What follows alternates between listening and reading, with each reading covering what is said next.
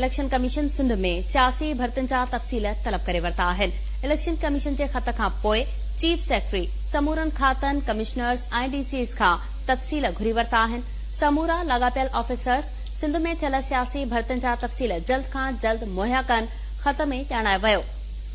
अव्हांखे ॿुधायूं पिया, ख़त में इहो बि ॼाणायो वियो आहे त क़ाइदनि ज़ाब्तनि बग़ैर इश्तिहारनि बग़ैर इंटरव्यूज़ ऐं लिखत वारी टेस्ट जी भर्ती थींदड़नि जा तफ़सील फराहम कया वञनि।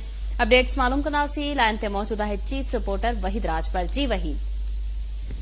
इलेक्शन कमीशन की तरफा सिंध हुकूमत के खत लिखियो वियो आहे, जंहिंमें सॼी सूबे में जेके सियासी भर्तियुनि जा तफ़सील तलब किया विया आहिनि। इलेक्शन कमीशन जे खत खां पोइ चीफ सेक्रेटरी सिंध जे तरफा समूरनि जेके खातनि जा सेक्रेटरीज़ आहिनि, कमिश्नर्स आहिनि, डिप्टी कमिश्नर्स आहिनि ऐं ॿियनि लाॻापियल अथॉरिटीज़ खे जेको खत लिखियो वियो आहे, जंहिंमें इहो उनखां तफ़सील घुरिया विया आहिनि त छा सिंध सूबे में के सियासी बुनियादनि ते भर्तियूं थियूं आहिनि त उन जा तफ़सील फराहम कया वञनि। समूरनि लाॻापियल ऑफिसरनि खे खत में इहो चयो वियो आहे त थियल समूरनि सियासी भर्तियुनि जा तफ़सील जल्द खां जल्द मुहैया कया वञनि। क़ाइदनि ज़ाब्तनि बग़ैर इश्तिहारनि बग़ैर इंटरव्यूज़ ऐं लिखत वारी टेस्ट खां बग़ैर जेकी थियल भर्तियूं आहिनि उनजा तफ़सील फराहम कया वञनि।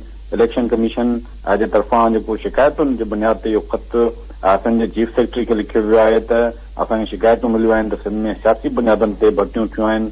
जंहिंखां पोइ ख़त हिकिड़ो लिखियो वियो आहे समूरनि जेके लाॻापियल खातनि खे, कमिश्नर्स खे, डिप्टी कमिश्नर्स ऐं जेके लाॻापियल अथॉरिटीज़ आहिनि उनखां इहे तफ़सील घुरिया विया आहिनि त सियासी बुनियादनि ते छा सिंध में को भर्तियूं थियूं आहिनि, जेकॾहिं थियूं आहिनि त उन जा तफ़सील फराहम कया वञनि।